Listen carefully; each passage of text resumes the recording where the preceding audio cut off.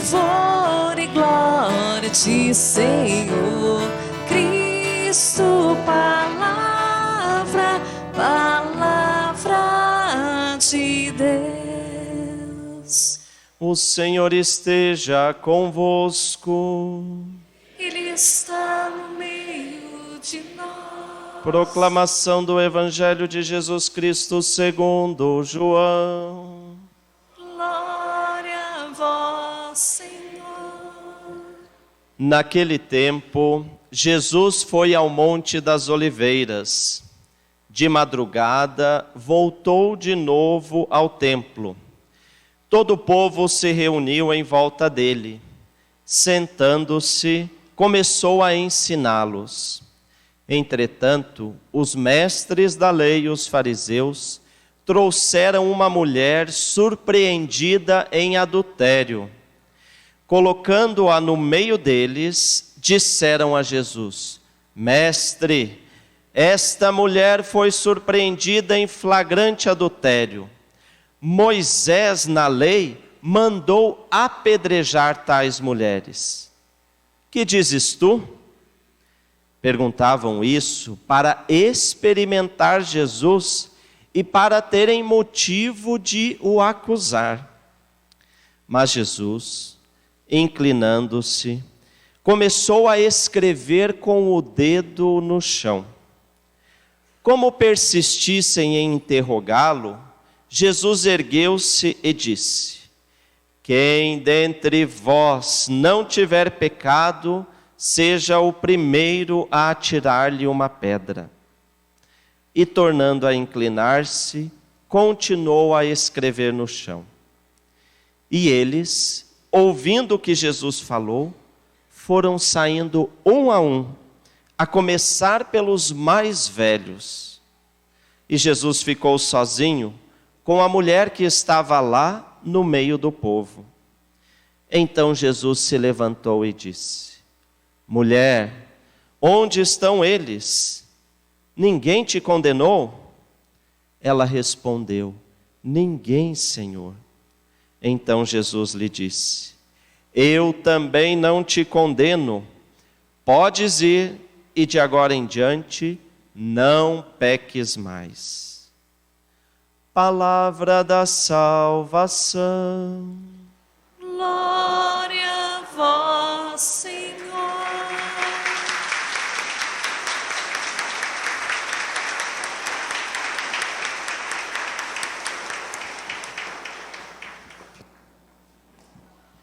Queiram se assentar, irmãos e irmãs. Estamos diante deste evangelho bastante conhecido também de todos nós. Semana passada, a passagem do filho pródigo, Jesus mostrando a misericórdia dele. Nesta semana, mais uma vez, Jesus mostrando a sua misericórdia para com os pecadores. Vamos entender o contexto deste evangelho. Diz assim São João que era de madrugada. Madrugada significa mais do que um tempo cronológico. Ele não queria dizer se era de manhã, de tarde ou de noite, mas ele queria dizer, ao afirmar que era de madrugada, que era quase a hora da ressurreição. Lembram-se das mulheres que foram no túmulo para ver Jesus e não encontraram? Era de madrugada. Portanto, na Bíblia, quando aparece que era de madrugada, significa que a Bíblia está querendo dizer era o momento da saída das trevas para a luz. O dia estava raiando. Para aquela mulher, era o momento da saída das trevas para a luz. Pois bem, de madrugada, nessa situação de saída, de nascimento da luz, Jesus estava ensinando. Vieram novamente os fariseus, mestres e doutores da lei. Gente, eu sempre gosto de traduzir na nossa linguagem. Gente de igreja, povo de igreja, que entendiam da palavra de Deus, jogaram aquela mulher no meio de todo mundo e disseram: Mestre, pegamos essa mulher em flagrante adultério. E a lei diz que quem assim fosse surpreendida deveria ser apedrejada. A lei diz isso. E hoje eu ainda fui na Bíblia olhar de novo. Pensei, será, meu Deus? A lei diz em Deuteronômio 22, 23, que a mulher, juntamente com o homem, que fossem pegos em flagrante adultério, deveriam ser apedrejados e mortos. Deuteronômio 22, 23. Pergunto para vocês, cadê o homem da história? Podemos ler o evangelho de novo. Nada. Se foi pego em flagrante, é porque os dois estavam juntos, não é? Não viu uma conversinha no zap, não, que o homem pode apagar dele, né? Mas pegaram no momento. O homem não aparece na história. Os mestres e doutores da lei, uma sociedade patriarcal e machista, ignorou esse fato. Não trouxeram o homem. Às vezes, já vamos atualizando, nós também repetimos a mesma atitude. Condenamos, continuamos mais de 2000 anos depois, condenando as mulheres e passando a mão na cabeça dos homens. Exemplo bem bonito e bem bonito não, feio, mas muito comum. Homem macho é pegador. Desculpem a expressão, não é assim? Não, para você ser macho, você tem que ter muitas mulheres. Mulher que sai com muitos homens, leva outros nomes. Estou mentindo? É assim. A mesma história de Jesus, do tempo de Jesus, se repetindo. A mulher é condenada, o homem não aparece na história. Pois bem, esses mestres e doutores da lei, gente de igreja, não estava preocupada em entender a lei. Diz o evangelista que eles perguntaram isso para experimentar Jesus e para terem motivo de o acusar. Colocar Jesus numa saia justa. Vejam só, Jesus vinha pregando o amor, vinha pregando a misericórdia, o perdão dos pecados. Se ele dissesse assim para aqueles mestres e doutores da lei, não, ela não pode ser apedrejada, ele estaria negando a lei, Deuteronômio 22, 23. Se ele dissesse, tá certo, vamos cumprir a lei, pedrada na mulher, vamos matá-la, ele estaria traindo aquilo que ele tinha pregado e ensinado a vida toda dele. E aí eles pensaram, agora nós pegamos Jesus. Lembremos-nos, estamos perto da Páscoa, tudo o que eles queriam era um motivo para crucificar a Jesus. E aí Jesus sabiamente, diz o Evangelho, que se inclina e começa a escrever com o dedo no chão. Tem várias interpretações para esse versículo. A grande pergunta, o que Jesus estava escrevendo ali no chão, não é? Várias interpretações. Uma delas é de que Jesus começou a escrever os pecados daqueles que estavam condenando aquela mulher.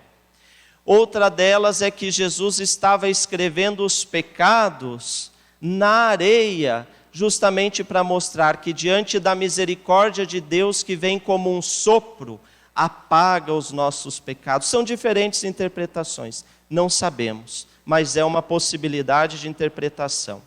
Só que, vejam a sabedoria de Jesus, ele não dá uma resposta imediata. Aqueles homens bravos condenando a mulher, deixando o homem, não, o homem é nosso amigo, nós jogamos bola junto, final de semana no barzinho, não vamos falar nada não, né? Só a mulher. Jesus abaixa a cabeça, não faz um julgamento ou não dá uma resposta imediata. Primeiro ele se concentra, pensa, certamente reflete. E aí diz o evangelista como eles persistissem em interrogá-lo. Ficaram bravos, fizemos uma pergunta, o homem não responde, perguntaram de novo. E aí Jesus levanta-se e diz, quem não tiver pecado, que atire a primeira pedra. Pois bem, grande ensinamento desse evangelho. Diante do pecado de alguém ou diante do nosso próprio pecado, tenhamos a mesma sabedoria de Jesus de não sermos impetuosos, rápidos demais para julgar, que é uma tentação, não é? Ih, errou, é sem vergonha, papapá, a gente já julga e condena. Jesus parou, silenciou, amadureceu. A gente também ficou sabendo que fulano ou fulana aprontaram isso? Capaz, comadre ou compadre, não sabia. Ah, mas aquilo eu já conhecia. E já é não sei o quê. Deixa eu contar, outro dia eu vi isso, vi aquilo. Pronto. Já apedrejou, já matou a pessoa. Jesus não. Silencia, amadurece. Sabedoria de Deus para nos ensinar diante das situações concretas da vida. E aí Jesus dá para aqueles que julgavam a possibilidade de conversão. Jesus não condena nem mesmo os julgadores dessa mulher. Ele diz, olha, quem nunca pecou que atire a primeira pedra. Jesus está dizendo assim, ele não diz que a mulher não pecou, mas ele diz, antes de olhar para ela, olhem para vocês. Será que vocês também não precisam da misericórdia de Deus? Será que vocês também não precisam emendar, mudar a vida? E aí diz o Evangelho que começaram a sair um, a começar por quem? Pelos mais. Prestar atenção, diz assim, e eles ouvindo o que Jesus falou, foram saindo um, a começar pelos mais velhos. Por que que os mais velhos saíram por primeiro? Certamente porque a Bíblia, o Evangelho quer nos mostrar que se espera, nem sempre acontece, mas se espera que os mais velhos, que têm uma vivência maior, uma experiência maior, sejam aqueles que carregam consigo uma sabedoria maior. Para mostrar que os mais velhos deveriam ter essa capacidade de analisar melhor as coisas. E eu conheço muita gente mais velha que é como essas pessoas desse Evangelho. Mesmo freis, a gente convive na vida religiosa com frades mais velhos, e aí quando a gente é novo, chega, quer resolver, quer fazer, quer falar, aí o frei, baixa a bola, Diego, baixa a bola. Não é assim, a vida nem sempre é assim. A experiência traz para as pessoas mais velhas aquela sabedoria. Sabedoria essa que fez desses mais velhos serem os primeiros a olharem para si e concluírem, de fato, eu também tenho pecado, eu vou embora. Certamente os mais novos ainda ficaram com as pedras na mão. Não, mas o que Jesus está falando? Essa mulher é uma prostituta, vamos condená-la. O exemplo dos mais velhos, o bom exemplo dos mais velhos, a sabedoria dos mais velhos ajudou certamente os mais novos a entenderem, a repensarem, vamos nos converter. Pois bem, continuou o Evangelho, saíram todos, não ficou ninguém, ficou somente Jesus e a mulher, e Jesus perguntou, mulher, onde estão eles? Ninguém te condenou. Jesus pergunta, ninguém te condenou? Jesus não precisava perguntar, ele tinha acabado de ver todo mundo indo embora. Por que que Jesus pergunta? Para fazer a mulher falar. É a única hora em que a mulher do Evangelho responde, ninguém, Senhor. Jesus está dizendo, até mesmo aquele que é pecador tem o direito à fala. Até mesmo quem errou tem o direito a se expressar.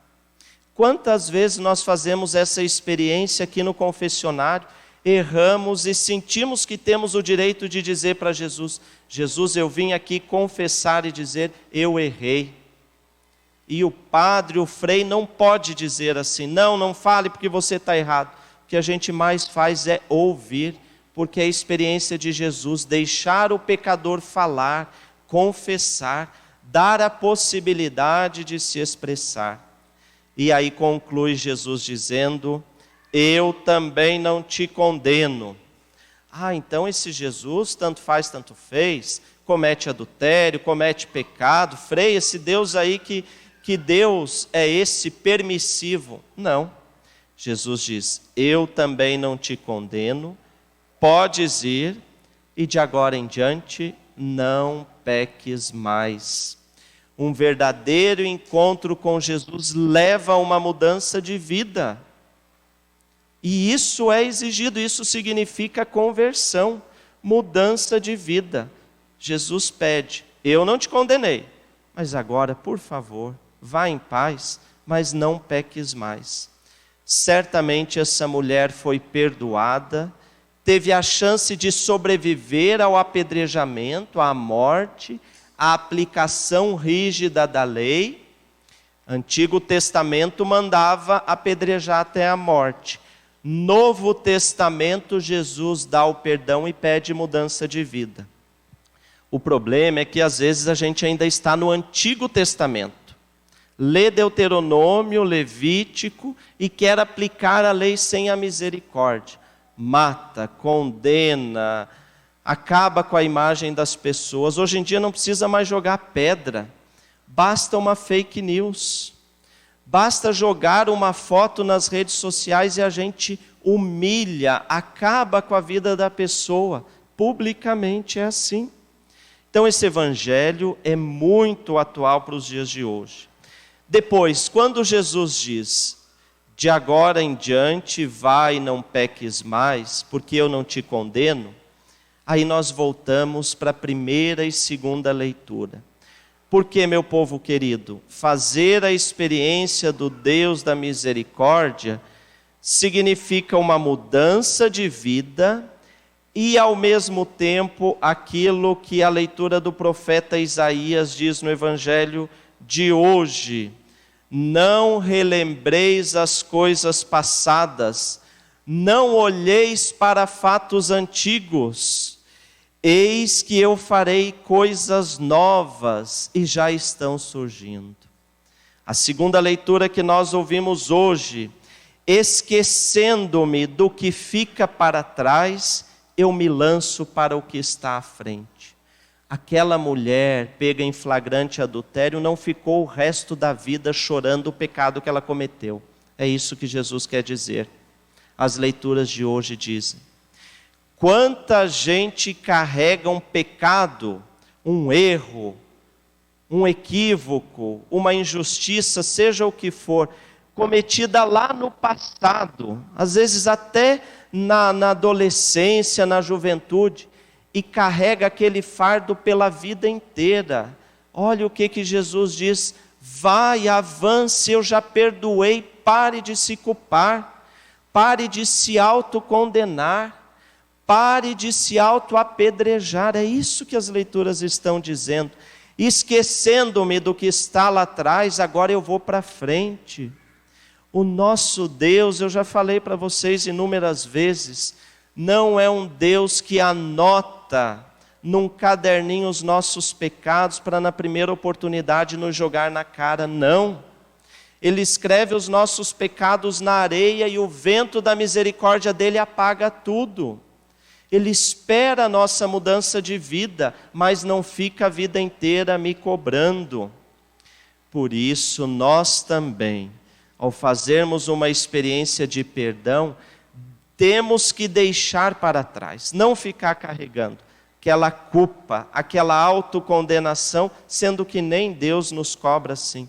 Frei, mas quando eu era novo, eu era nova, eu fiz uma coisa muito errada. Já confessou? Já fez a experiência da misericórdia? Já? Então, deixa para trás. Jesus diz, agora vai, não peques mais. Diferente se você continua no mesmo erro. Aí você não entendeu nada. Agora, se você hoje não comete mais, se você hoje amadureceu, não cai nos mesmos erros, pare de chorar os pecados já perdoados. É isso que Jesus está dizendo para nós hoje.